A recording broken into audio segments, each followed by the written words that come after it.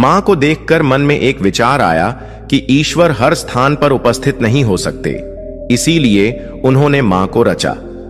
प्रिय श्रोताओं, बुढ़ापा भी एक नई यात्रा है जिसे अपनी मर्जी और गरिमा के साथ जीने के लिए हमें कुछ महत्वपूर्ण बातों को समझना चाहिए। आज की इस कहानी के माध्यम से हम इन्हीं पहलुओं पर प्रकाश डालेंगे। बुढ़ापे में यदि आप ये 3 बातों को आत्मसात कर लेंगे तो कोई भी आपको कष्ट नहीं पहुंचा पाएगा। शास्त्रों में कहा गया है, मातृ देवो भव पितृ देवो भव, अर्थात माता पिता देवताओं के समान पूजनीय होते हैं। उनके प्रति श्रद्धा और अपने कर्तव्यों का निर्वाह करना प्रत्येक संतान का धर्म है। जीवन में माता पिता का स्थान अत्यंत ऊंचा होता है। वे न केवल हमें जन्म देते हैं बल्कि हमारा पालन पोषण कर अच्छे संस्कारों से परिपूर्ण करते हैं और हर विपरीत परिस्थिति में हमारी रक्षा करते हैं। लेकिन आज के समय में कुछ लोग स्वार्थ में अंधे होकर इन देवतुल्य अभिभावकों को नजरअंदाज कर देते हैं। वे उनके त्याग और ममत्व को भुलाकर ऐसा व्यवहार करते हैं मानो उनकी सुविधाओं और सुख सुविधाओं पर मात्र उनका अधिकार हो।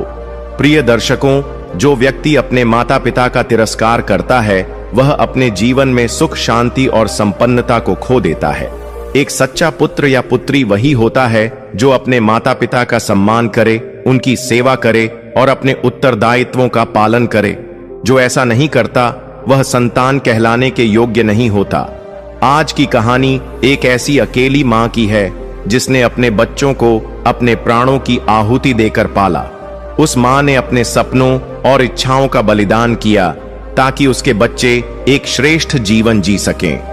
लेकिन वही बच्चे जिन पर वह मां निर्भर थी उसके विश्वास को तोड़ देते हैं।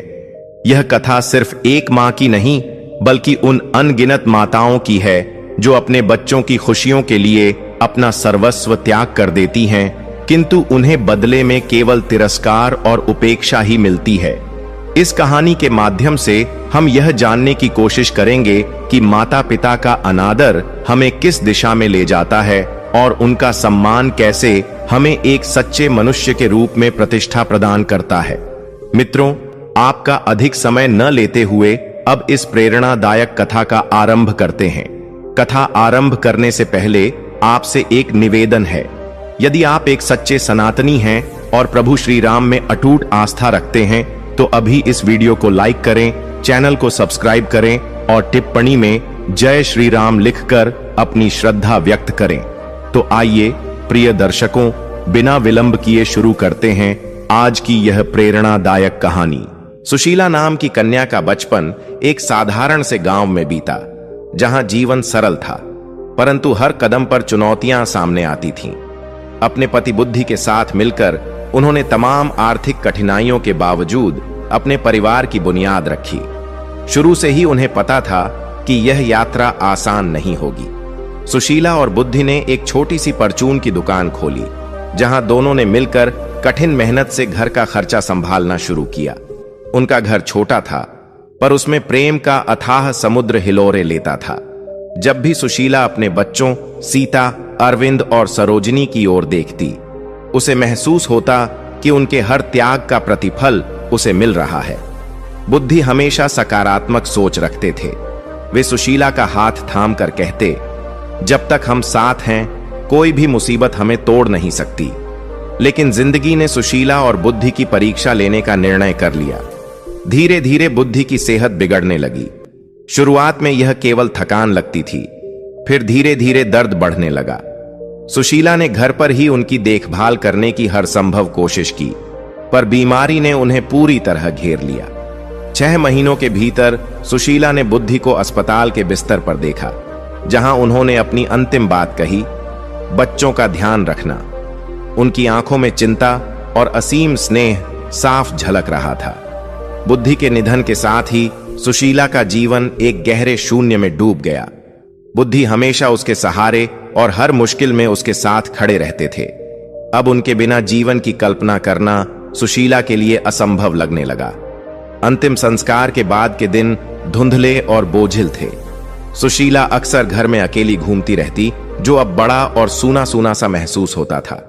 बच्चों की मासूमियत और उनके अनगिनत सवाल उसे अंदर तक झकझोर देते थे। अरविंद बार बार पूछता, मां, पापा कब लौटेंगे? और सुशीला उसे गले लगाकर अपने आंसू छिपा लेती। पर सुशीला ने हार मानने से इनकार कर दिया।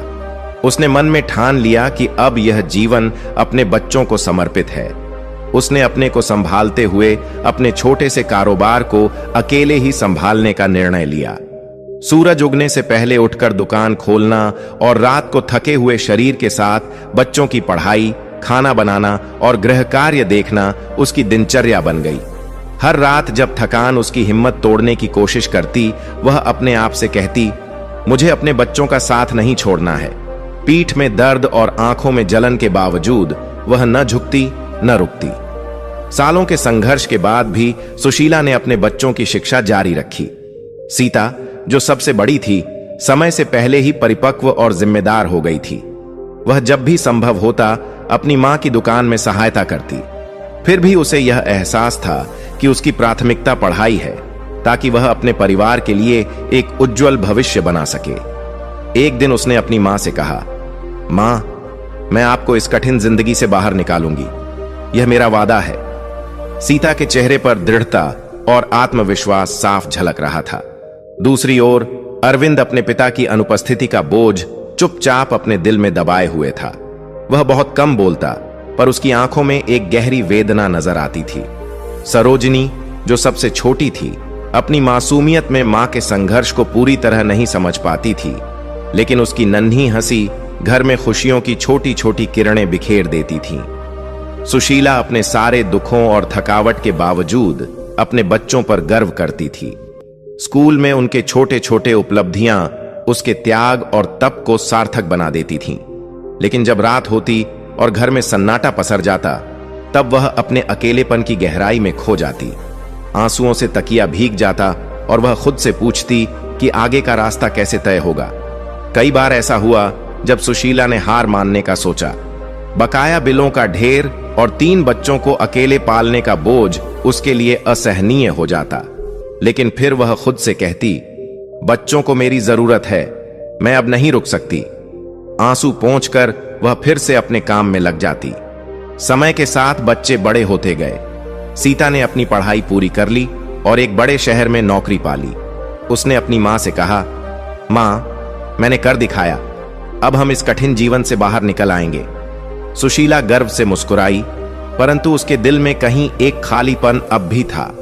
उसके बच्चे अब अपनी अपनी राह पर चल पड़े थे और वह समझ चुकी थी कि जल्दी ही वह बिल्कुल अकेली रह जाएगी। अरविंद भले ही कम बोलता हो, मगर अपनी मां की बहुत चिंता करता था। उसने भी अपने लिए एक दिशा तय कर ली थी। सरोजिनी, जो सबसे छोटी थी, अब बड़े सपनों के साथ पढ़ाई के लिए बाहर जाने की तैयारी कर रही थी। सुशीला, जो इतने वर्षों तक अपने परिवार की रीढ़ बनी रही, अब अपने शरीर पर उम्र का बोझ महसूस करने लगी थी। उसके हाथ, जो कभी सशक्त थे, अब कांपने लगे थे। दुकान पर लंबे समय तक खड़े रहने के बाद उसके पैरों में असहनीय दर्द हो जाता था। वह अक्सर खुद से सवाल करती, क्या मैंने अपने बच्चों के लिए सही निर्णय लिए? उसे लगता कि शायद वह उन्हें वह सब कुछ नहीं दे पाई जिसकी उन्हें जरूरत थी। परंतु सुशीला का अपने बच्चों के प्रति अटूट स्नेह ही उसकी सबसे बड़ी ताकत था। सरोजिनी की मासूम हंसी, सीता की कामयाबी और अरविंद के छोटे छोटे प्यार भरे इशारे उसके संघर्ष को सार्थक बना देते थे। वह सोचती, मैं बस इतना चाहती हूं कि मेरे बच्चे हमेशा खुश रहें।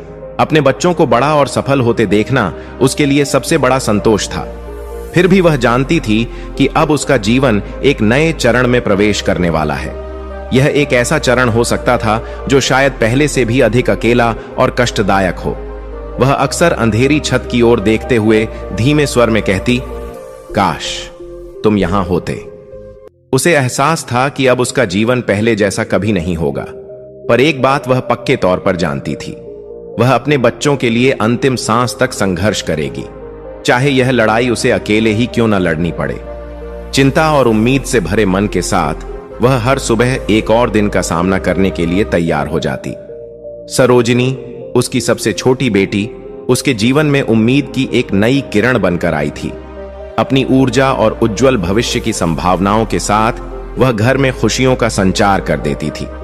उसकी हंसी की गूंज, खाने की मेज पर उसकी उत्साहित बातें और भविष्य को लेकर छोटी छोटी बहसें घर में नई जान डाल देती थीं। वर्षों तक सुशीला सरोजिनी की उपस्थिति की अभ्यस्त हो गई थी। सरोजिनी उसकी रोजमर्रा की जिंदगी में सुकून और प्रेरणा का स्रोत थी। सुशीला अक्सर उससे कहती, तू बहुत बड़ा काम करेगी बेटी, तू दूर तक जाएगी। सरोजिनी गांव से बाहर निकलकर कुछ महान करने के सपने देखा करती थी। सबसे छोटी होने के बावजूद वह हमेशा से महत्वाकांक्षी थी। उसने ठान लिया था कि वह किसी बड़े शहर में जाकर पढ़ाई करेगी, जहां उसके लिए अधिक अवसर होंगे। एक दिन सरोजिनी ने उत्साह से भरी आवाज में कहा, मां, मुझे विश्वविद्यालय में प्रवेश मिल गया है। अब मैं अर्थशास्त्र की पढ़ाई करूंगी। उसकी आंखों में उमंग और आत्मविश्वास स्पष्ट झलक रहा था। सुशीला मुस्कुराई, लेकिन उनके दिल में एक गहरी उदासी घर कर गई। सरोजिनी के प्रस्थान का अर्थ था कि अब उनके जीवन में एक बड़ा खालीपन आने वाला है, जिसे लेकर वह हमेशा से डरती थी। सुशीला ने सरोजिनी को गले लगाते हुए कहा, तू इसका पूरी तरह हकदार है बेटी। जा और अपने भविष्य को संवार। अपनी वेदना को छुपाते हुए सुशीला ने उसकी तैयारियों में पूरी मदद की। सरोजिनी बेहद रोमांचित थी और एक नई जिंदगी शुरू करने की सोच से उसकी खुशी का ठिकाना नहीं था। दूसरी ओर सुशीला की रातें अब बेचैनी में कटने लगीं। वह बिस्तर पर लेटी छत को घूरते हुए सोचती, सरोजिनी के जाने के बाद मेरी जिंदगी कैसी होगी? जब वह चली जाएगी तो मेरे पास क्या रह जाएगा?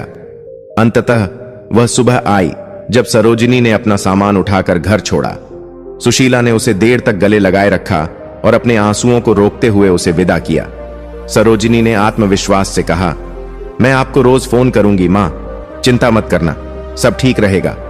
फिर वह चली गई।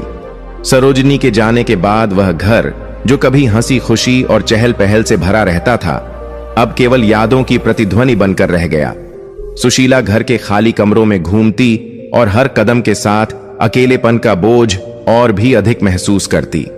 वह सुबहें, जो कभी सरोजिनी की स्कूल जाने की तैयारी और उसकी बातें सुनकर जीवंत हो जाती थीं, अब खामोशी और वीरानी से भर गईं। अब उसके पास केवल टीवी का शोर बचा था, जो उसके अकेलेपन को कम करने की बजाय और बढ़ा देता था। वह रोजमर्रा के कामों को करने की कोशिश करती, जैसे वह हमेशा करती आई थी, पर अब इनमें कोई अर्थ नहीं दिखता था।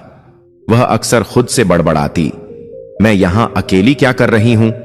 जब दिन में तीसरी बार पहले से साफ किए गए फर्श को फिर से साफ करने लगती। सरोजिनी की अनुपस्थिति ने उसे यह महसूस कराया कि शायद अब सब उसे भूल चुके हैं। सीता और अरविंद, जो कभी उसके सबसे बड़े सहारे थे, अब बहुत कम फोन करते थे। वे अपनी अपनी जिंदगी में व्यस्त हो गए थे। वह खुद को दिलासा देती, मैं उन्हें दोष नहीं दे सकती। सरोजिनी के फोन, जो पहले रोजाना आते थे, अब धीरे धीरे कम होने लगे। एक दिन सरोजिनी ने फोन पर कहा, माफ करना मां, पढ़ाई में बहुत व्यस्त हूं। सरोजिनी हमेशा काम में व्यस्त रहती और फोन पर जल्दी में बात करती। सुशीला फोन पर हंसने की कोशिश करती, लेकिन फोन रखते ही अकेलेपन की एक गहरी लहर उन्हें घेर लेती। उसे अपनी जिंदगी जीने का अधिकार है, पर मेरा क्या होगा? वह मन ही मन सोचती। इस अकेलेपन के दौर में सीता और अरविंद ने उनकी स्थिति को लेकर चिंता दिखानी शुरू की, या कम से कम सुशीला को ऐसा लगने लगा। लेकिन धीरे धीरे उनकी वास्तविक मंशा स्पष्ट होने लगी। मां, आप इस बड़े घर में अकेली नहीं रह सकती। इसे संभालना अब आपके लिए कठिन हो गया है, सीता ने समझाते हुए कहा। अब इस घर में रहने का कोई अर्थ नहीं है। इसे बेचने से आपको आराम से जीवनयापन के लिए पैसे मिल जाएंगे। अरविंद ने भी अपनी राय व्यक्त की, लेकिन उसकी आवाज में चिंता से अधिक कुछ और झलक रहा था। सुशीला ने ये बातें सुनते हुए अपने भीतर एक गहरा बोझ महसूस किया। यह घर, जहां उन्होंने अपने बच्चों को पाला पोसा और अपनी पूरी जिंदगी बिताई, उनके लिए केवल एक संपत्ति नहीं था। यह उनके अतीत और उनके दिवंगत पति बुद्धि के साझा जीवन की आखिरी कड़ी थी। मुझे नहीं पता कि मैं इसे छोड़ने के लिए तैयार हूं या नहीं, उन्होंने कांपती आवाज में कहा। मां, यह हम सबके लिए सही निर्णय होगा। सीता ने थोड़े अधीर स्वर में कहा, आप बारी बारी से मेरे और अरविंद के घर रह सकती हैं। अब आपको किसी बात की चिंता करने की जरूरत नहीं होगी। लेकिन भीतर ही भीतर उनका दिल यह महसूस कर रहा था कि वह सच में एक बोझ बन गई है। अरविंद के घर के शुरुआती दिनों में सुशीला ने वहां की दिनचर्या में खुद को ढालने की कोशिश की। अरविंद और उसकी पत्नी अधिकतर समय काम पर रहते थे और पोते पोतियां स्कूल में। सुशीला अकेले छोटे से अपार्टमेंट में दिन गुजारती, बस अपनी यादों और ख्यालों का सहारा लेकर। कभी कभी वह मदद करने की कोशिश करती, जैसे बर्तन साफ करना या बैठक को व्यवस्थित करना, लेकिन हर बार उनका प्रयास गलत फहमी में बदल जाता। मां, इन चीजों की चिंता मत कीजिए, हम सब संभाल लेंगे, अरविंद कहता, बिना उनकी आंखों में छिपी पीड़ा को देखे। सुशीला चुपचाप अपने कमरे में लौट जाती और खुद को और अधिक बेकार महसूस करती। एक रात जब पूरा परिवार साथ बैठकर खाना खा रहा था, अरविंद ने एक ऐसा विषय छेड़ दिया जिसे सुनने से सुशीला हमेशा डरती थी। मां, मैंने और सीता ने बात की है। अब हालात हमारे लिए कठिन होते जा रहे हैं। बच्चों का ध्यान रखना, काम और अब आपके साथ सब कुछ मैनेज करना थोड़ा मुश्किल हो गया है। आप समझ रही हैं ना? अरविंद की बातें सुशीला के दिल में गहराई तक उतर गईं। उन्हें ऐसा लगा जैसे किसी ने उनके चेहरे पर गर्म हवा का झोंका मार दिया हो। आंसू उनकी आंखों में भर आए, लेकिन उन्होंने खुद को संभाला। मैं समझती हूं बेटा, मैं कोई परेशानी नहीं बनना चाहती, उन्होंने कांपती आवाज में कहा। पर अंदर ही अंदर ऐसा महसूस हो रहा था मानो उनके पैरों तले जमीन खिसक गई हो। उस रात सुशीला देर तक जागती रही। उनके मन में यह डर बैठ गया कि कहीं वह और अधिक परेशानी का कारण न बन जाए। उन्होंने चुप्पी ओढ़ ली, मानो इस तरह वह कम दिखाई देंगी और कम बोझ लगेंगी। दिन धीरे धीरे गुजरते गए, लेकिन माहौल जस का तस बना रहा। सुशीला ने हालात के साथ तालमेल बिठाने की कोशिश की, परंतु हर दिन उन्हें ऐसा महसूस होता रहा कि उनकी उपस्थिति बस बर्दाश्त की जा रही है, सराही नहीं जा रही। मां बेटी के बीच बातचीत अब औपचारिक और संक्षिप्त हो गई थी। आप ठीक हैं मां? सीता कभी कभी पूछती, लेकिन उत्तर का इंतजार किए बिना आगे बढ़ जाती। सुशीला हल्की मुस्कान के साथ कहती, हां बेटी, सब ठीक है। लेकिन भीतर से वह टूट रही थी। पहले जो पोते पोतियां उनकी उपस्थिति से खुश होते थे, अब उनसे दूरी बनाने लगे थे। सुशीला सोचती, क्या मैं वास्तव में बोझ बन गई हूं? वह बच्चों को खेलते हुए देखती, जो अब उन्हें अनदेखा करने लगे थे। हर दिन सुशीला का मन और अधिक बोझिल होता जा रहा था, लेकिन उन्होंने इसे भी ईश्वर की इच्छा मानकर स्वीकार कर लिया।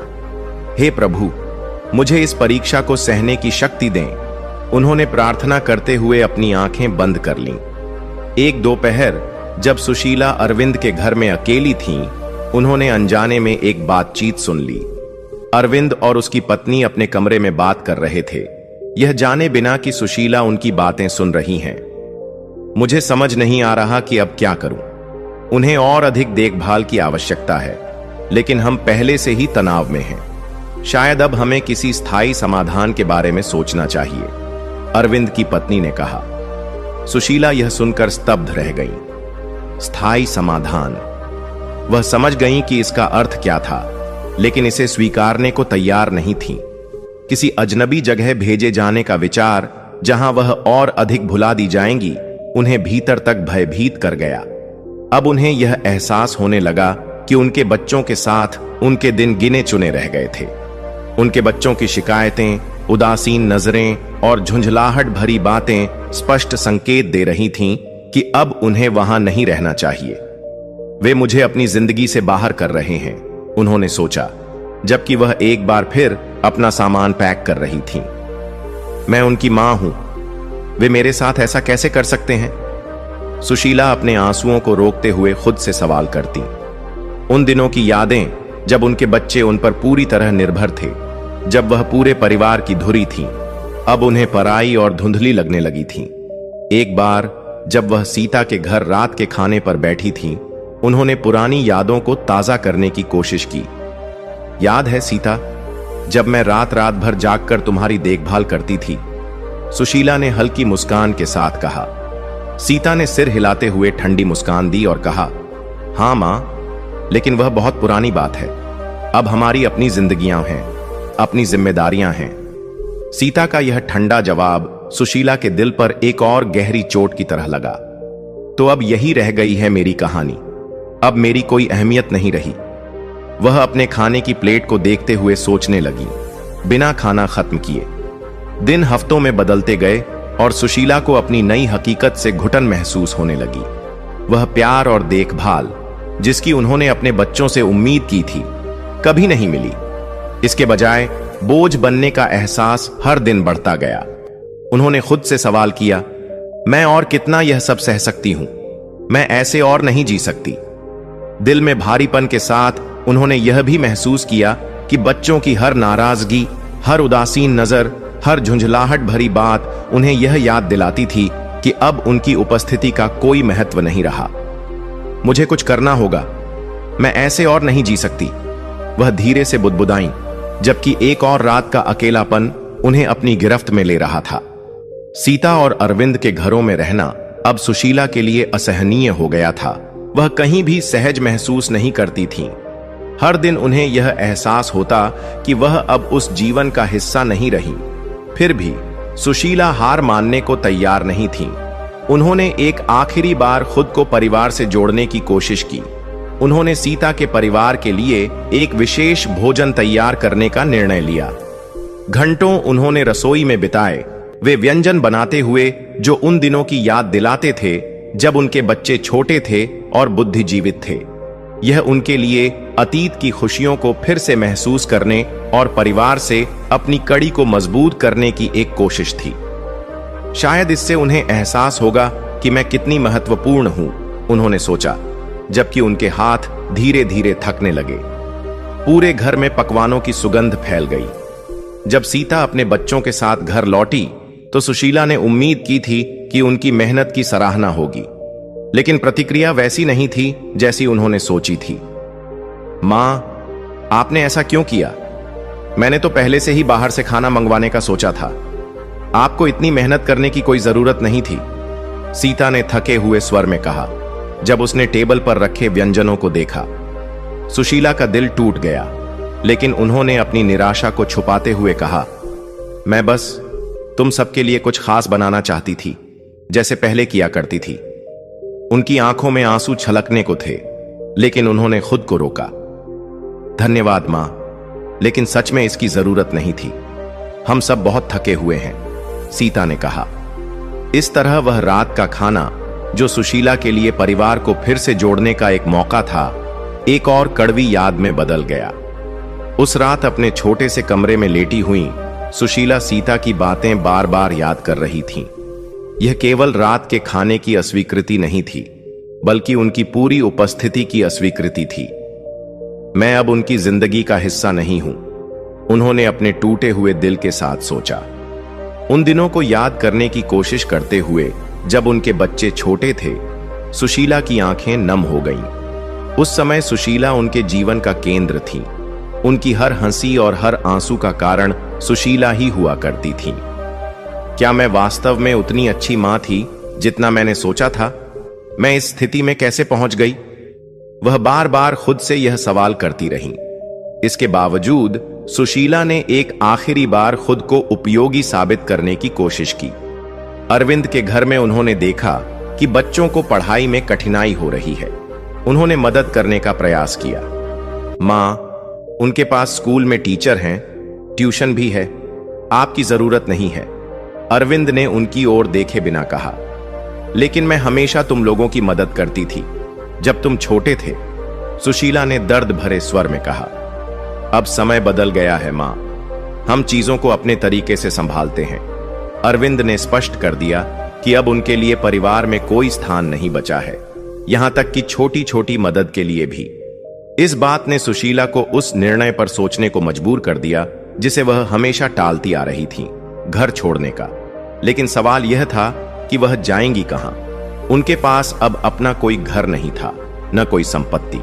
घर बेचने के बाद सीता और अरविंद ने जिद की थी कि वे पैसे का प्रबंधन करेंगे।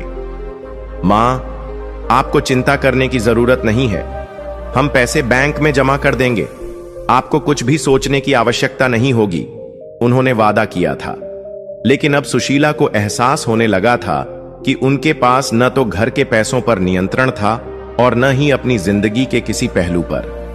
जिन बच्चों के लिए उन्होंने अपनी पूरी जिंदगी समर्पित कर दी थी, अब वही उनके जीवन के हर हिस्से को नियंत्रित कर रहे थे। उन्होंने अपने भरण पोषण के लिए भी कुछ नहीं रखा था। उनके पास अब केवल एक सवाल रह गया था, क्या मैंने अपनी जिंदगी का हर त्याग व्यर्थ कर दिया? सुशीला जानती थीं कि अगर वह घर छोड़कर जाती हैं तो वह पूरी तरह से असहाय हो जाएंगी। मुझे कोई पेंशन नहीं मिलती और अब मेरे पास कोई साधन नहीं है। अगर मैं यहां से चली गई तो दूसरों की दया पर निर्भर रहना पड़ेगा, वह बार बार सोचती। यह सवाल और भय उन्हें हर समय घेरे रहते थे।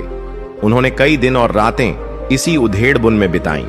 हर बार जब उन्हें खुद को अवांछित, अस्वीकार और बोझ जैसा महसूस होता तो सीता की बातें, अरविंद की बेरुखी और उनके बच्चों के जल्दबाजी में उनके मसलों को हल करने की कोशिशें उन्हें याद आ जाती। इन क्षणों में सुशीला अक्सर अपनी पुरानी सहेली बेला के बारे में सोचने लगी, जो पास के गांव में रहती थी। बेला मुझे कभी इस तरह नहीं देखती, उन्होंने अपनी पुरानी तस्वीर को थामे हुए सोचा। बेला भी विधवा थी और दोनों ने अपनी अपनी तकलीफें और यादें साझा की थीं। सुशीला को लगने लगा कि शायद बेला ही वह व्यक्ति है जो अब भी उनकी परवाह करता है। शायद वह मुझे कुछ समय के लिए अपने पास रख सके, जब तक कि मैं कोई और रास्ता न ढूंढ लूं, उन्होंने सोचा। अंतिम निर्णय लेने से पहले सुशीला ने अपनी सबसे छोटी बेटी सरोजिनी से बात करने की कोशिश की। सरोजिनी ही इकलौती थी जो अभी भी उनसे भावनात्मक रूप से जुड़ी लगती थी। उन्होंने फोन उठाया और सरोजिनी का नंबर डायल किया, जो जकार्ता में पढ़ाई कर रही थी। हेलो मां, आप कैसी हैं? सीता के यहां सब ठीक है? सरोजिनी ने हंसते हुए लेकिन थोड़ी व्यस्त आवाज में पूछा। सुशीला एक पल के लिए रुक गई। उन्होंने सोचा कि क्या वह अपनी बेटी को सच्चाई बताएं या नहीं। हां बेटी, सब ठीक है, उन्होंने झूठ बोलते हुए कहा। अब बिना किसी मंजिल और सहारे के सुशीला फिर से चलने लगी, लेकिन इस बार उनके कदम और भी भारी थे। मैं सीता या अरविंद के पास वापस नहीं जा सकती, वे मुझे वहां नहीं चाहते। बेला भी अब नहीं रही, मेरे पास कोई नहीं बचा, उन्होंने सोचते हुए सिर झुका लिया। हर कदम के साथ उनकी तन्हाई और भी अधिक स्पष्ट हो रही थी। जिन लोगों को मेरे साथ होना चाहिए था, मेरे अपने बच्चे, अब उन्हें मेरी परवाह नहीं है। क्या उन्हें यह भी नहीं पता चला कि मैं गायब हो गई हूं? उन्होंने खुद से सवाल किया। उनके दिल में गहरी पीड़ा उठी, जो केवल शारीरिक नहीं बल्कि आत्मा की चोट थी। सड़क पर बिताए पहले कुछ दिन उनके लिए भयानक थे। वह बिना किसी दिशा के इधर उधर भटकती रहीं, सिर झुकाए यह कोशिश करती कि कोई उन्हें न देखे। भूख ने जल्द ही उन्हें अपनी गिरफ्त में ले लिया। अपनी पोटली में बचे कुछ पैसे उन्होंने सड़क किनारे की एक बेकरी से सूखी रोटी खरीदने में खर्च कर दिए। एक बेंच पर बैठकर धीरे धीरे रोटी चबाते हुए वह उन लोगों को देख रही थीं जो अपनी अपनी जिंदगी में व्यस्त थे। कोई भी उनकी ओर नहीं देख रहा था। किसी को यह नहीं पता था कि वह कौन है या उनके साथ क्या बीत रही है। अगर मैं हमेशा के लिए गायब हो जाऊं तो क्या किसी को फर्क पड़ेगा? उन्होंने मन में सोचा। दिन बीतने के साथ सुशीला दूसरों की दया पर निर्भर रहने लगी। सुशीला अब दूसरों के दरवाजों पर भोजन के लिए दस्तक देने लगी या नरम दिल दुकानदारों से मदद की गुहार लगाने लगी। वह स्वाभिमान जिसे उन्होंने हमेशा संजो कर रखा था, अब पूरी तरह समाप्त हो चुका था। मैंने कभी नहीं सोचा था कि मेरी जिंदगी इस तरह खत्म होगी। मैंने कभी नहीं सोचा था कि मेरे अपने बच्चे मुझे इस हाल में छोड़ देंगे, सुशीला अक्सर सोचती जब वह किसी भीड़ भरी सड़क के किनारे ठंड से बचने के लिए सिकुड़कर बैठी होती। कभी कभी बिना किसी चेतावनी के उनकी आंखों से आंसू बहने लगते। वह धीरे धीरे रो पड़ती, केवल वर्तमान की कठोरता के लिए ही नहीं बल्कि उस अतीत के लिए भी जिसने उन्हें यहां ला खड़ा किया था। समय बीतने के साथ सुशीला उन दिनों को गिनने लगी जब से वह अपने बच्चों के घरों से निकली थी। हफ्तों बीत गए थे और किसी ने भी उन्हें खोजने की कोशिश नहीं की थी। क्या उन्हें मेरी कोई परवाह नहीं है? क्या उन्होंने मेरी अनुपस्थिति को महसूस भी नहीं किया? वह खुद से पूछती, लेकिन उनके दिल में उत्तर स्पष्ट था। सीता और अरविंद अपनी अपनी जिंदगियों में व्यस्त थे, काम, बच्चों और दिनचर्या में खोए हुए। सुशीला अब उस जीवन का हिस्सा नहीं रह गई थी। यह सच्चाई उनके लिए असहनीय बनती जा रही थी। मैं उनकी मां हूं, वे मुझे कैसे भूल सकते हैं? कभी कभी सड़क के किनारे बैठकर सुशीला गुजरते हुए परिवारों को देखती। वह देखती कि कैसे माएं अपने बच्चों के साथ हंसती बोलती और उनकी देखभाल करती हैं। मैं भी कभी ऐसी ही थी, उन्होंने सोचते हुए कहा। उनकी आंखों में आंसू भर आते। मैं भी अपने बच्चों की जिंदगी का केंद्र थी। वे हर चीज के लिए मुझ पर निर्भर थे और अब मैं केवल एक परछाई बनकर रह गई हूं, एक ऐसी याद जिसे वे भुला देना चाहते हैं। यह अवांछित होने का एहसास उन्हें भीतर ही भीतर खाए जा रहा था। हर बीतते दिन के साथ उनकी गरिमा भी कम होती जा रही थी। उनके पास अब कुछ भी नहीं बचा था, न कोई घर, न परिवार और न ही कोई अपना। एक बार एक व्यस्त बाजार में एक बुजुर्ग महिला ने उन्हें रोटी का एक टुकड़ा और पानी की बोतल दी। सुशीला ने कमजोर मुस्कान के साथ धन्यवाद कहा और उनकी आंखें भर आईं। अब केवल अजनबियों की यह दया ही उन्हें जीवित रखे हुए थी, लेकिन यह विचार उन्हें भीतर से कचोटता था। क्यों अजनबी मुझ पर अधिक दयालु हैं, जबकि मेरे अपने बच्चों ने मुझे इस स्थिति में छोड़ दिया? इस विचार ने उनके दिल को और भारी कर दिया। अपने बच्चों द्वारा ठुकराए जाने का दर्द उनके लिए असहनीय था। वह अपने बच्चों के पास वापस जाने का साहस नहीं जुटा पा रही थीं, क्योंकि वह जानती थीं कि परिणाम वही होगा। वे मुझे फिर से बाहर भेज देंगे, या शायद इससे भी बदतर मुझे वहां छोड़ देंगे जैसे किसी अनचाही वस्तु को छोड़ देते हैं। सड़क पर बिताई गई रातें सबसे कठिन थीं। ठंड उनकी त्वचा को चीर रही थी और असहाय होने का एहसास उन्हें भीतर तक घुटन दे रहा था। किसी दयालु व्यक्ति द्वारा दिया हुआ कंबल ओढ़कर सुशीला आसमान की ओर देखती और खुद से पूछती, क्या यही अब मेरा जीवन है? क्या मैं अपनी बाकी जिंदगी इसी तरह भटकते हुए बिताऊंगी, बिना किसी को परवाह किए? वे तारे जो कभी उनके घर की शांत रातों में सुकून देते थे, अब उन्हें दूर और उदासीन लगने लगे थे। दुनिया उनके चारों ओर चलायमान थी, लेकिन सुशीला को महसूस हो रहा था कि उनकी उपस्थिति अब कोई अर्थ नहीं रखती। दिन घिसटते गए और सुशीला ने समय की परवाह करना छोड़ दिया। उन्हें यह भी पता नहीं था कि कितने दिन बीत चुके थे जब से वह अपने बच्चों के घरों से निकली थीं। क्या उन्हें यह पता भी चला होगा? क्या उन्होंने यह नोटिस किया होगा कि मैं अब वहां नहीं हूं? यह सवाल उन्हें भीतर से कचोटता रहा, लेकिन उनके दिल में जवाब साफ था। उन्हें परवाह नहीं है। अगर होती तो वे अब तक मुझे ढूंढ चुके होते। अब सुशीला एक भूली हुई शख्सियत बन चुकी थी। सड़कों पर भटकते हुए अजनबियों की दया पर निर्भर वह उस असहनीय दर्द से जूझ रही थीं जो उनके अपने बच्चों द्वारा ठुकराए जाने से आया था। हर दिन उनके लिए एक नई चुनौती था, भूख, ठंड और तन्हाई के खिलाफ। लेकिन इन सबसे ज्यादा वह उस कटु सत्य से लड़ रही थीं कि जिन बच्चों के लिए उन्होंने अपनी पूरी जिंदगी कुर्बान कर दी, उन्हें उनकी कोई फिक्र नहीं थी। दूसरी ओर सरोजिनी जकार्ता में अपनी पढ़ाई में व्यस्त थी। विश्वविद्यालय का जीवन इतना भाग दौड़ भरा था कि उसके पास किसी और चीज के बारे में सोचने का समय मुश्किल से मिलता था। फिर भी कुछ रातें ऐसी होती थीं जब सन्नाटे और दूरियों का एहसास उसे उसकी मां सुशीला की याद दिला देता। मां अब सीता और अरविंद के घरों में बारी बारी से रह रही होगी, उनका ध्यान रखा जा रहा होगा, सरोजिनी खुद को दिलासा देती। यह सोचकर वह अपने अपराध बोध को दबाने की कोशिश करती। फिर भी सरोजिनी कभी कभी सीता या अरविंद को फोन करके मां के बारे में पूछ लिया करती थी। शुरुआत में उनके भाई बहनों के जवाब संतोषजनक होते। मां यहां हैं, ठीक हैं, चिंता मत करो सरोजिनी, वह आराम कर रही हैं, सीता ने एक बार बेफिक्र स्वर में कहा।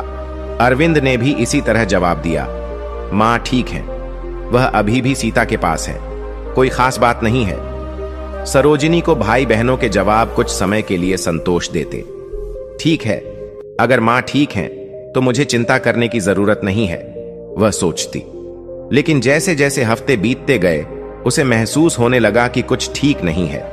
हर बार जब वह अपनी मां से सीधे बात करने की कोशिश करती तो या तो मां उपलब्ध नहीं होती या फिर सीता और अरविंद कह देते कि वह व्यस्त हैं। मैं बाद में फोन करूंगी, सरोजिनी खुद से वादा करती, लेकिन जब भी कोशिश करती फोन कभी उठाया नहीं जाता। अजीब बात है, मां ने कभी फोन न उठाने की आदत नहीं डाली, उसने सोचा। धीरे धीरे सरोजिनी बेचैन होने लगी। एक दिन उसने अरविंद से सीधे पूछा, क्या तुम्हें यकीन है कि मां तुम्हारे साथ हैं? मुझे उनसे बात किए हफ्तों हो गए हैं। अरविंद ने टाल मटोल करते हुए जवाब दिया, अरे सरोजिनी, वह अभी सीता के घर पर है, शायद किसी दोस्त से मिलने गई होंगी, सब ठीक है। यह जवाब सुनकर सरोजिनी की चिंता और बढ़ गई। मां कब से बिना बताए दोस्तों के घर जाने लगी, उसने मन में सोचा। अब उसे लगने लगा कि भाई बहन उससे कुछ छुपा रहे हैं। मां से बार बार बात न कर पाने की वजह से सरोजिनी की बेचैनी बढ़ने लगी। उसने फिर से सीता को फोन किया। सीता, मैं मां से बात करने की कोशिश कर रही हूं, लेकिन वह कभी फोन नहीं उठाती। आखिर हो क्या रहा है? सीता ने हमेशा की तरह व्यस्तता से भरे स्वर में जवाब दिया, मां ठीक हैं, शायद वह थकी हुई हैं या बच्चों के साथ व्यस्त होंगी, चिंता मत करो। लेकिन अब सरोजिनी इस बात को नजरअंदाज नहीं कर सकती थी। उसे लगने लगा था कि कुछ गंभीर रूप से गलत हो रहा है। मां के बारे में अस्पष्ट जवाब और उनकी लगातार अनुपस्थिति उसके मन में सवाल खड़े कर रहे थे। वे इतनी गोलमोल बातें क्यों कर रहे हैं, वह सोचने लगी। हर बार फोन पर वही अनिश्चित और ढुलमुल जवाब मिलते, जिससे उसकी चिंता और गहरी हो जाती। जैसे जैसे विश्वविद्यालय का सेमेस्टर समाप्त हुआ और छुट्टियां करीब आईं, सरोजिनी ने तय किया कि वह अपनी मां से मिलने जाएगी। मुझे खुद अपनी आंखों से देखना होगा कि मां कैसी हैं। यह सब कुछ अजीब लग रहा है, उसने सोचा। जकार्ता से निकलने की अंतिम तैयारियां करते हुए सरोजिनी ने खुद को समझाने की कोशिश की। शायद सब कुछ सामान्य होगा, लेकिन उसके दिल में एक अनजाना डर बैठा हुआ था। क्या मेरे भाई बहन मां के बारे में कोई गंभीर बात मुझसे छुपा रहे हैं? अगर वे मुझे मां से बात नहीं करने दे रहे, तो शायद उन्हें खुद भी नहीं पता होगा कि मां कहां है, उसने गुस्से और चिंता से भरे मन से सोचा। भाई बहनों के असामान्य व्यवहार ने सरोजिनी की शंका को और गहरा कर दिया था। उसके मन में बार बार सवाल उठ रहा था, क्या सच में सब कुछ ठीक है या मैं कुछ बड़ा अनदेखा कर रही हूं? अरविंद से बात करते हुए सरोजिनी ने सुना था कि वह कितनी लापरवाही से बोला, अरे मां ने एक नोट छोड़ा था कि वह सीता के घर जा रही है, लेकिन वह अब तक वापस आ चुकी होंगी या शायद किसी दोस्त के घर गई होंगी। सब ठीक है सरोजिनी, फिक्र मत करो।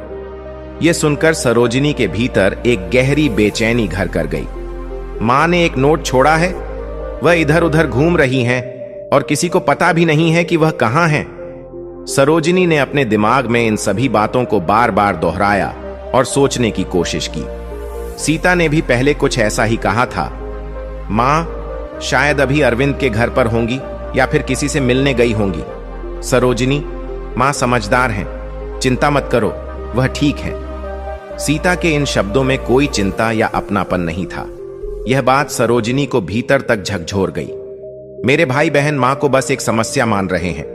वे खुश हैं कि मां वहां नहीं है, वे उन्हें एक बोझ समझते हैं, उसने दुख और गुस्से के साथ सोचा।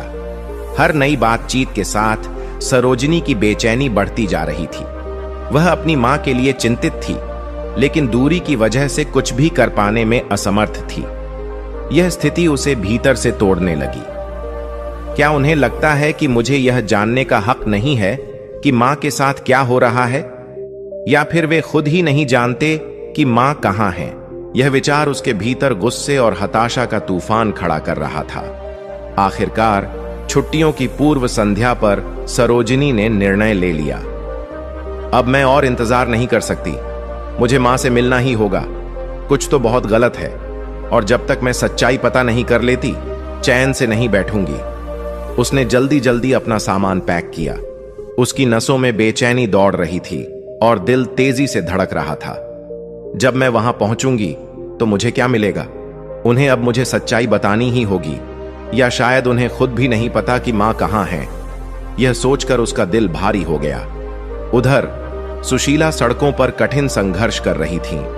उन्हें इस बात का अंदाजा भी नहीं था कि सरोजिनी उनसे मिलने के लिए वापस आ रही है। अकेलेपन और दर्द में डूबी हुई वह दूसरों की दया पर जी रही थीं, जबकि उनके बड़े बच्चे अपनी अपनी जिंदगी में मस्त थे, बिना उनकी कोई परवाह किए। एक बार सरोजिनी ने अपने भाई बहनों की बातचीत में सुना था, अच्छा है कि वह यहां नहीं है, इससे हमें थोड़ी राहत मिलती है। मां को पता है कि उन्हें क्या करना है। सरोजिनी, वह कोई बच्ची नहीं है। सरोजिनी को भाई बहन की यह लापरवाह टिप्पणी भीतर तक तोड़ गई। वे हमारी मां को उनकी किस्मत पर छोड़ रहे हैं, उसने दुख और गुस्से के साथ सोचा। अपने इरादे को मजबूत करते हुए उसने आखिरी बैग बंद किया और तुरंत पहली उपलब्ध फ्लाइट बुक कर ली। अब मैं खुद पता लगाऊंगी कि क्या चल रहा है और यह सुनिश्चित करूंगी कि मां सुरक्षित हैं, उसने ठान लिया। विमान की खिड़की से बाहर देखते हुए सरोजिनी के मन में सिर्फ अपनी मां से मिलने का नहीं, बल्कि उनकी रक्षा करने का संकल्प भी था। जो कुछ भी हुआ हो, अब मैं मां का ख्याल रखूंगी, उसने खुद से वादा किया। जब वह सीता के घर पहुंची तो उसका दिल घबराहट से तेजी से धड़क रहा था। टैक्सी से उतरते ही वह जल्दी जल्दी दरवाजे की ओर बढ़ी। उसके मन में बेचैनी थी कि वह जल्द से जल्द अपनी मां से मिले, लेकिन कहीं ना कहीं डर भी था कि भाई बहनों की बार बार की टाल मटोल किसी गहरी समस्या का संकेत है। उसने दरवाजे की घंटी बजाई। सीता ने दरवाजा खोला। उसके चेहरे पर हल्की हैरानी और बेचैनी का भाव था। सरोजिनी, तुम यहां कैसे? सीता ने पूछा और घड़ी की ओर झांकते हुए ऐसा बर्ताव किया मानो कुछ अधिक जरूरी बात चल रही हो। मैं मां से मिलने आई हूं। हफ्तों से मैं उनसे बात करने की कोशिश कर रही हूं, लेकिन तुम लोग हर बार कोई ना कोई बहाना बना देते हो। सरोजिनी ने अपनी नाराजगी और चिंता छुपाए बिना जवाब दिया। सीता कुछ क्षणों के लिए चुप रही और फिर लापरवाही भरे स्वर में बोली, मां यहां नहीं है, शायद वह अरविंद के घर होंगी। सीता के इस रवैये ने सरोजिनी के धैर्य को तोड़ दिया। अरविंद के घर? तुमने ही कहा था कि मां यहां है। सरोजिनी का गुस्सा फूट पड़ा। उसकी आवाज में चिंता और आक्रोश साफ झलक रहे थे। सीता ने असहज होकर एक कदम पीछे लिया। मां यहां थीं, लेकिन तुम जानती हो वह कभी यहां कभी वहां रहती हैं। शायद बिना बताए चली गई होंगी, सीता ने कहा, लेकिन उसकी आवाज में गंभीरता का अभाव साफ था। नाराज और संदेह से भरी हुई सरोजिनी घर से बाहर निकल गई। उसने तुरंत फोन निकालकर अरविंद को कॉल किया। कई बार कोशिश करने के बाद आखिरकार अरविंद ने फोन उठाया। उसकी आवाज इतनी शांत और सामान्य थी मानो कुछ भी गलत नहीं हुआ हो। सरोजिनी, इतनी घबराहट क्यों? मां शायद सीता के घर पर हैं, अरविंद ने कहा। सरोजिनी ने खुद को संभालते हुए जवाब दिया, सीता ने कहा कि वह तुम्हारे साथ हैं। अब बहाने बनाना बंद करो। मां कहां है? अरविंद कुछ पल के लिए चुप हो गया, जिससे सरोजिनी की चिंता और बढ़ गई। देखो सरोजिनी, मां हमेशा घूमती रहती हैं, शायद किसी दोस्त के पास चली गई होंगी। उसने बात को टालने की कोशिश की। किस दोस्त के पास? तुम मजाक कर रहे हो? तुम लोगों को पता भी नहीं कि मां कहां है। सरोजिनी का गुस्सा उफान पर था। उसकी आवाज कांपने लगी, लेकिन उसने खुद को काबू में रखा।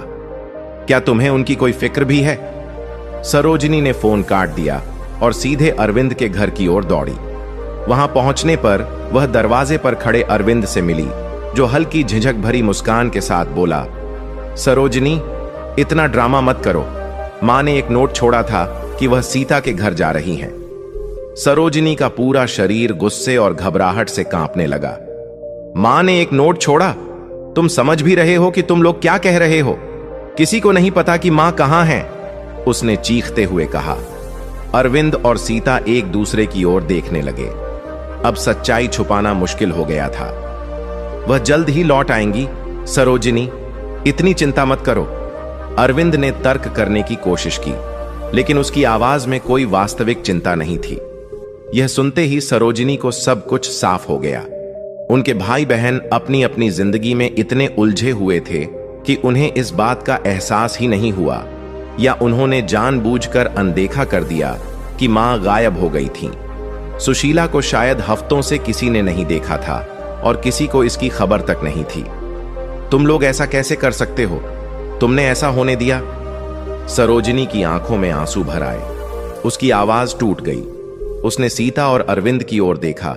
उम्मीद थी कि उन्हें कोई पछतावा होगा, लेकिन उनके चेहरों पर कोई जिम्मेदारी का भाव नहीं था। सच्चाई यह थी कि उनके भाई बहन मां को अब एक बोझ समझने लगे थे, और अब जब मां लापता थीं, तो किसी को परवाह नहीं थी। तुम लोगों को सच में नहीं पता कि वह कहां है, सही कहा ना? सरोजिनी ने दर्द और निराशा भरी आवाज में पूछा। दोनों चुप रहे, जवाब देने में असमर्थ। उसी पल सरोजिनी को समझ आ गया कि अब मां को ढूंढने की जिम्मेदारी सिर्फ उसकी है। खुद को अकेला महसूस करते हुए वह घर से बाहर चली गई, इस बार बिना पीछे देखे। सरोजिनी ने ठान लिया कि वह अकेले ही अपनी मां की तलाश करेगी। सवाल यह था कि कहां से शुरुआत करे। सड़कों पर चलते हुए उसने सोचने की कोशिश की कि मां आखिर कहां जा सकती थी।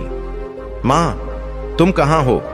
उसने खुद से बड़बड़ाते हुए कहा, जबकि उसके दिल में बेचैनी और बढ़ती जा रही थी। तभी उसे सुशीला की पुरानी दोस्त बेला का ख्याल आया। बेला, जो मां की बेहद करीबी थी। शायद मां बेला के पास गई होंगी, सरोजिनी ने सोचा। उसके दिल में हल्की सी उम्मीद जगी। अगर मां को सहारे की जरूरत थी तो वह जरूर बेला के पास गई होंगी, उसने खुद से कहा। सरोजिनी ने तुरंत उस गांव के लिए पहली बस पकड़ी जहां बेला रहती थी। यात्रा के दौरान उसका दिल तेजी से धड़क रहा था। वह मन ही मन ईश्वर से प्रार्थना कर रही थी। रास्ता बेहद लंबा और थकाऊ लग रहा था, लेकिन अंततः जब वह गांव पहुंची तो वह जल्दी से दौड़ते हुए बेला के घर की ओर बढ़ी। जैसे ही वह वहां पहुंची, उसे कुछ अजीब सा महसूस हुआ। घर पूरी तरह से शांत था और बाहर एक बिकाऊ है की तख्ती लगी हुई थी। सरोजिनी के भीतर एक अनजाना डर घर कर गया। नहीं, ऐसा नहीं हो सकता, उसने धीरे से बुदबुदाया। उसी वक्त एक पड़ोसी ने उसकी उलझन भरी नजरें देखीं और पास आकर पूछा, क्या आप बेला को ढूंढ रही हैं? हां, मैं उनकी सहेली की बेटी हूं। हो सकता है मेरी मां उनसे मिलने आई हो, सरोजिनी ने जल्दी से जवाब दिया। वह आदमी उदासी भरी नजरों से बोला, मुझे खेद है, लेकिन बेला कुछ महीने पहले गुजर गई। यह सुनते ही सरोजिनी मानो सुन्न हो गई। क्या? लेकिन मेरी मां, वह यहां आई होंगी, आपने उन्हें देखा है? उसने कांपती आवाज में पूछा। पड़ोसी ने माथे पर शिकन डालते हुए याद करने की कोशिश की। हां, कुछ महीने पहले एक बुजुर्ग महिला यहां आई थी जो बेला के बारे में पूछ रही थी। वह बहुत परेशान और दुखी लग रही थी। जब उन्हें बेला की मौत के बारे में पता चला तो वह उदासी में डूबी हुई वहां से चली गई। सरोजिनी के पैर कांपने लगे। उसे एक गहरी निराशा ने घेर लिया। मेरी मां यहां आई थी और उसके बाद से उन्हें किसी ने नहीं देखा, उसने खुद से कहा। उसके आसपास की दुनिया मानो ढहने लगी। अब कोई और सुराग नहीं बचा था और मां को कभी न खोज पाने का डर उसके दिल में घर कर गया। बेला के गांव से लौटते समय सरोजिनी पूरी तरह टूट चुकी थी। अब उसे यह पता चल गया था कि उसकी मां सुशीला ने यहां शरण लेने की कोशिश की थी, लेकिन असफल रही थी। सबसे भयावह यह था कि इसके बाद से ही सुशीला का कोई अता पता नहीं था। सरोजिनी के भीतर चिंता का सैलाब उमड़ पड़ा। वह बिना किसी दिशा के सड़कों पर भटकने लगी। मां, तुम कहां हो? वह बार बार बुदबुदा रही थी, मानो उसकी आवाज मां तक पहुंच जाएगी। हर गली और मोहल्ले में घूमते हुए उसे अपनी मां को ढूंढने की बेचैनी महसूस हो रही थी। समय मेरे खिलाफ है, उसने सोचा, और निराशा उसे भीतर से निगलने लगी। उसकी पहली मंजिल पुलिस स्टेशन था। सरोजिनी घबराई हुई अंदर दाखिल हुई और ड्यूटी पर मौजूद अधिकारी को अपनी मां के गायब होने की जानकारी दी। मेरी मां हफ्तों पहले घर से लापता हो गई हैं और अब तक किसी ने कुछ नहीं किया। कृपया, मुझे आपकी मदद चाहिए, उसने तेजी से कहा। अधिकारी ने उसे देखा और ठंडे स्वर में बोला, मैडम, वयस्कों के गायब होने के मामले प्राथमिकता में नहीं आते, खासकर जब तक यह साबित न हो कि उनके साथ कुछ अनहोनी हुई है। सरोजिनी अधिकारी के इस बेरुखे जवाब से चौंक गई। उसने फिर से निवेदन किया, वह अकेली हैं, बेसहारा हैं, उनके पास कोई सहारा नहीं है, कृपया कुछ कीजिए। कुछ सामान्य सवालों के बावजूद अधिकारी ने विशेष रूप से कोई मदद नहीं की। निराश मन से सरोजिनी स्टेशन से बाहर निकल आई। उसे यह एहसास हो गया कि पुलिस से उसे कोई सहायता नहीं मिलने वाली। अकेले होने का बोझ और इस खोज की जिम्मेदारी उसे और अधिक दबाने लगी। मैं हार नहीं मान सकती, उसने आंसू पोंछते हुए खुद से कहा। मैं तब तक नहीं रुकूंगी जब तक मां नहीं मिल जाती। उसने अपनी तलाश शुरू की। पार्कों, शरण स्थलों और बाजारों में घूमते हुए राहगीरों से बार बार पूछने लगी, क्या आपने एक बुजुर्ग महिला को देखा है, सांवली रंगत और साड़ी पहने हुए? वह अपना फोन निकालकर अपनी मां की तस्वीर दिखाती, जो उसके पास बहुत कम थी। हर बार उसे एक ही जवाब मिलता, नहीं, हमने नहीं देखा, कोई जानकारी नहीं। हर बार यही उत्तर सुनकर सरोजिनी का दिल और बैठ जाता। समय तेजी से बीत रहा था और उसकी बेबसी गहरी होती जा रही थी। उधर सुशीला सड़कों पर कठिन संघर्ष कर रही थी। वह उस कठोर जीवन का सामना कर रही थी जिसे केवल एक बेसहारा व्यक्ति ही समझ सकता है। उन्हें मुश्किल से ही कुछ खाने को मिल पाता था। जब वह किसी छोटी दुकान में कुछ मांगने जाती तो अक्सर उन्हें भगा दिया जाता। यहां से निकल जाओ बूढ़ी, हमारे पास तुम्हारे लिए कुछ नहीं है, एक बेकरी के मालिक ने गुस्से में चिल्लाते हुए कहा और हाथ में गंदा कपड़ा लहराया। सुशीला ने सिर झुका लिया, आंखों में आंसू लिए हुए। उनकी गरिमा धीरे धीरे खत्म होती जा रही थी, मानो उनकी ताकत भी उनका साथ छोड़ रही हो।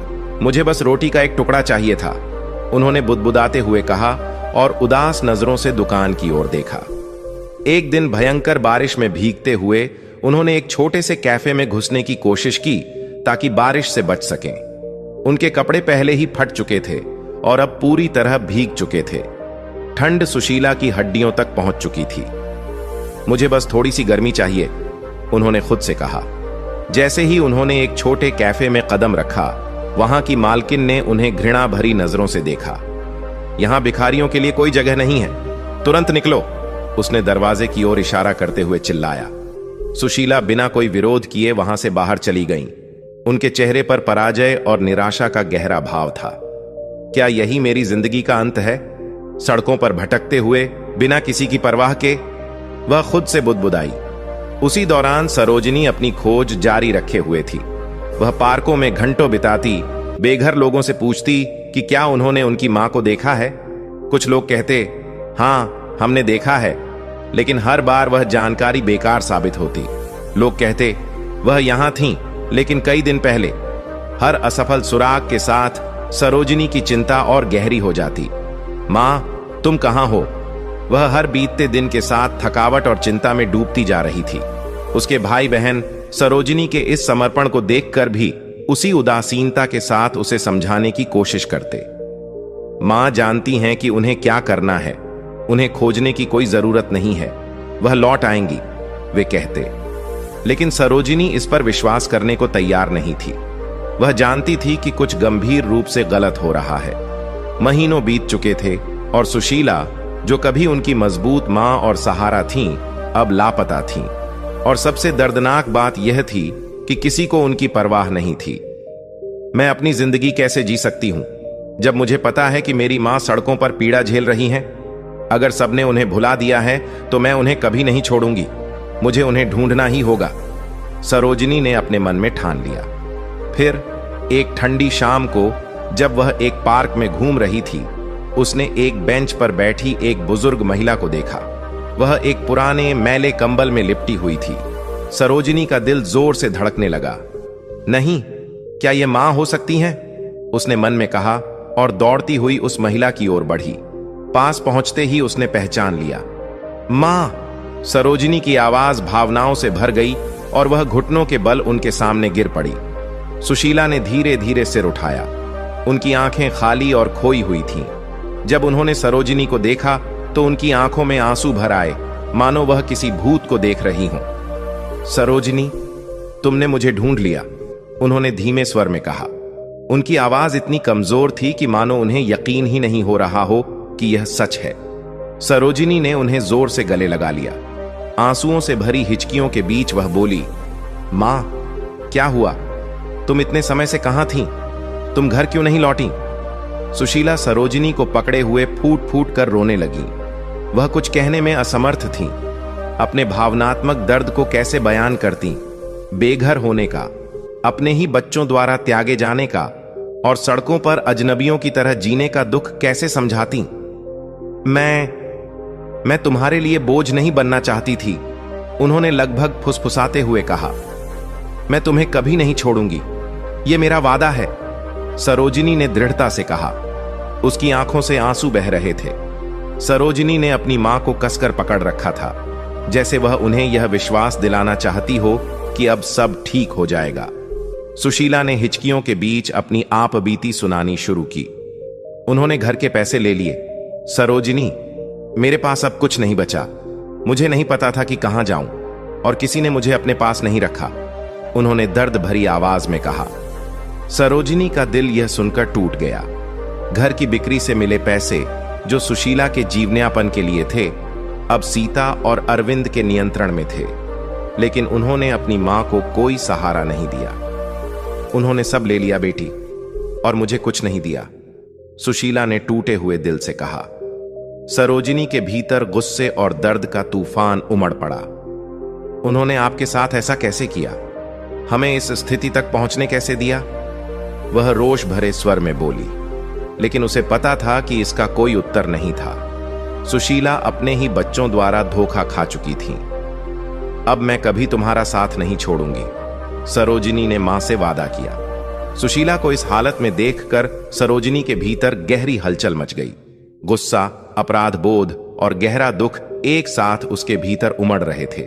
अब सरोजिनी को पता था कि उसे सीता और अरविंद से सामना करना ही होगा। उन्हें इसके लिए जवाबदेह बनाना होगा, उसने ठान लिया।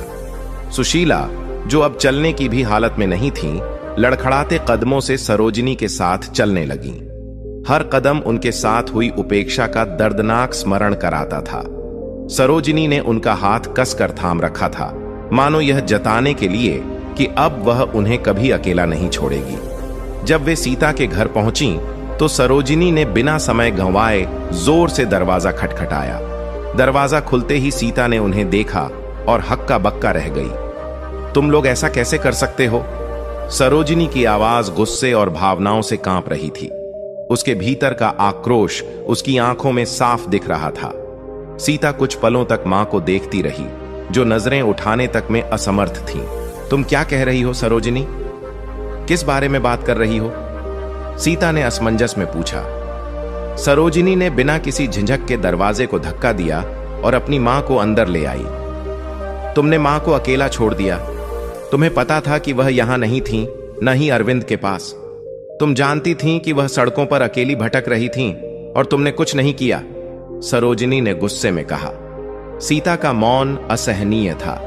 सरोजिनी की आवाज तीव्र और कठोर होती जा रही थी। तुम लोगों ने घर के पैसे ले लिए, वादा किया था कि तुम उनकी देखभाल करोगे, लेकिन तुमने उनकी सुरक्षा और सम्मान छीन लिया। उनके पास अब कोई सहारा नहीं बचा। तुम लोग इतने क्रूर कैसे हो सकते हो? इस बीच चीखें सुनकर अरविंद भी वहां पहुंच गया। मां को इस स्थिति में देखकर उसका चेहरा कठोर हो गया। सरोजिनी, तुम बहुत ज्यादा प्रतिक्रिया कर रही हो। मां को हमेशा से पता था कि उन्हें क्या करना है। उन्होंने खुद कहा था कि वह स्वतंत्र रहना चाहती हैं। उसने सफाई देने की कोशिश की, लेकिन उसकी आवाज में आत्मविश्वास की कमी स्पष्ट थी। सुशीला के चेहरे पर गहरा दुख था। वह चुपचाप सरोजिनी की बातों को सुन रही थी। सरोजिनी ने दृढ़ता और गुस्से से भरे स्वर में कहा, तुम लोग कह रहे हो कि मां स्वतंत्र थीं, लेकिन तुमने उनका सब कुछ छीन लिया। घर के पैसे मां के थे और तुम लोगों ने उन्हें कुछ भी नहीं दिया। तुमने वादा तोड़ दिया और उन्हें अकेला छोड़ दिया। सुशीला, जो एक कोने में सिमटी हुई बैठी थीं, धीरे धीरे बोल पड़ी। उनकी आवाज कांप रही थी। मैंने हमेशा महसूस किया कि मैं तुम लोगों के लिए बोझ बन गई हूं, लेकिन मैंने कभी नहीं सोचा था कि तुम लोग मुझे इस स्थिति में पहुंचा दोगे, उन्होंने धीमे स्वर में कहा। उनकी आंखों से आंसू बहने लगे।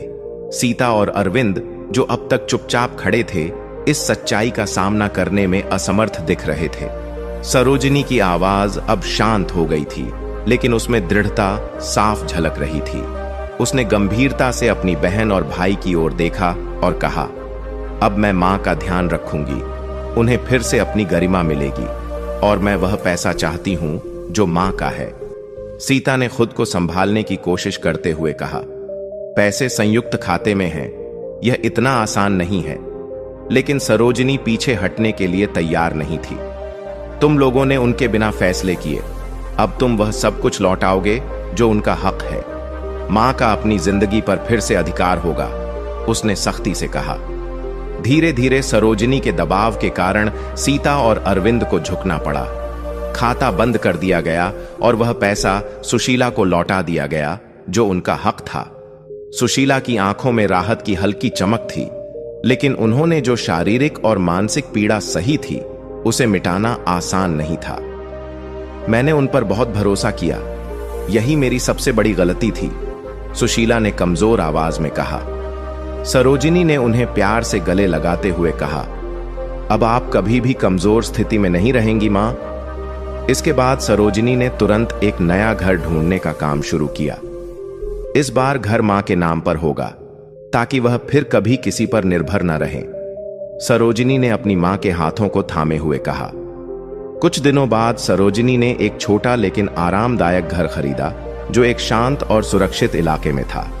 इस बार घर सुशीला के नाम पर दर्ज किया गया ताकि यह सुनिश्चित हो सके कि वह पूरी तरह से उस पर अधिकार रख सके। यह अब आपका घर है मां, कोई भी इसे आपसे छीन नहीं सकता, सरोजिनी ने कहा जब वह अपनी मां को नए घर में कदम रखने में मदद कर रही थी। घर भले ही छोटा था, लेकिन उसमें नई उम्मीद और जीवन की ताजगी महसूस हो रही थी। जब सुशीला ने घर को देखा तो उन्होंने वर्षों बाद वह शांति महसूस की जो उन्हें लंबे समय से नहीं मिली थी। आने वाले दिन पुनर्निर्माण के थे। सरोजिनी ने तय कर लिया था कि वह अपनी मां के साथ रहेगी, कम से कम तब तक जब तक सुशीला अपने स्वास्थ्य और मानसिक स्थिरता को वापस न पाले। मां, अब यह मायने नहीं रखता कि हम कहां हैं, मैं हमेशा आपके साथ रहूंगी। अगर जरूरत पड़ी तो हम संघर्ष करेंगे, लेकिन वही करेंगे जो आप चाहेंगी, सरोजिनी ने आत्मीयता और दृढ़ता से कहा। सबसे जरूरी बात यह है कि अब हम साथ हैं, सरोजिनी ने प्यार से कहा। सुशीला ने लंबे समय बाद खुद को सुरक्षित और सुकून भरा महसूस किया। बोझ बनने का जो दर्द उन्होंने इतने समय तक सहा था वह अब खत्म हो चुका था। सरोजिनी के साथ रहते हुए उन्हें विश्वास था कि अब वह फिर से सम्मान और सुरक्षा के साथ अपनी जिंदगी जी पाएंगी। तू मुझे फिर से जिंदा लेकर आई बेटी, सुशीला ने आंखों में आंसू लिए कहा। मुझे लगा था कि मैंने सब कुछ खो दिया है, लेकिन तूने मुझे पा लिया। सरोजिनी और उसके भाई बहनों के रिश्ते अब पहले जैसे नहीं रह सके। सीता और अरविंद ने सफाई में कहा कि वे अपनी अपनी जिंदगी की उलझनों में व्यस्त थे और उनका इरादा कभी भी मां को नुकसान पहुंचाने का नहीं था, लेकिन सरोजिनी उन्हें पूरी तरह से माफ नहीं कर पाई। तुम लोगों ने उन्हें अकेला छोड़ दिया, यह वह बात नहीं है जिसे मैं भूल सकती हूं, सरोजिनी ने आखिरी बातचीत में कहा। हालांकि सरोजिनी ने उन्हें पूरी तरह मां की जिंदगी से अलग नहीं किया। अगर तुम लोग मां से मिलना चाहते हो तो इज्जत के साथ आना, वह इस सम्मान की हकदार हैं, उसने सख्ती से कहा। उस पल से सरोजिनी ने यह जिम्मेदारी अपने कंधों पर ले ली कि मां को फिर कभी उतना दर्द न सहना पड़े। सुशीला अब अपने नए घर में धीरे धीरे खोया हुआ आत्मविश्वास वापस पा रही थीं। सरोजिनी के साथ उन्हें यह भरोसा हो गया था कि अब सबसे बुरा समय बीत चुका है। धन्यवाद सरोजिनी, मुझे कभी हारने नहीं देने के लिए, सुशीला ने एक सुबह कहा जब वे दोनों बालकनी में बैठकर चाय पी रही थीं। सरोजिनी ने मां का हाथ थाम लिया और मुस्कुराते हुए कहा, कभी नहीं मां, अब आप कभी भी अकेली नहीं होंगी। प्रिय दर्शकों, बुढ़ापे को गरिमा और आत्मसम्मान के साथ जीने के 4 महत्वपूर्ण सूत्र हैं। 1. आर्थिक स्वतंत्रता बनाए रखें, बुढ़ापे में किसी पर निर्भर न रहें। एक बचत योजना बनाएं और अपने भविष्य के लिए आर्थिक रूप से सुरक्षित रहें। जब आप वित्तीय रूप से आत्मनिर्भर होंगे तो कोई भी आपकी अनदेखी करने की हिम्मत नहीं करेगा। 2. स्वास्थ्य का ध्यान रखें, अपने शारीरिक और मानसिक स्वास्थ्य का ख्याल रखें। नियमित स्वास्थ्य जांच कराएं, योग और ध्यान को अपने जीवन का हिस्सा बनाएं। जब आप स्वस्थ रहेंगे तो दूसरों पर निर्भरता कम होगी और आपका आत्मविश्वास बढ़ेगा। 3. अपना आत्मसम्मान बनाए रखें, कभी भी दूसरों के सामने अपनी गरिमा को कम न होने दें। अपने विचारों और निर्णयों पर भरोसा रखें। यदि कोई आपका अपमान करता है तो उसे स्पष्ट रूप से बता दें कि आप इसे सहन नहीं करेंगे। 4. भावनात्मक रूप से मजबूत बने, रिश्तों में भावनात्मक संतुलन बनाए रखें। अपने बच्चों और परिवार से प्यार करें, लेकिन अगर वे आपको नजरअंदाज करें तो खुद को कमजोर और हताश महसूस न करें। अपना समय सकारात्मक चीजों में लगाएं। नए शौक, दोस्ती या समाज सेवा के जरिए अपने जीवन को सार्थक बनाएं। बुढ़ापा भी जीवन का एक नया चरण है।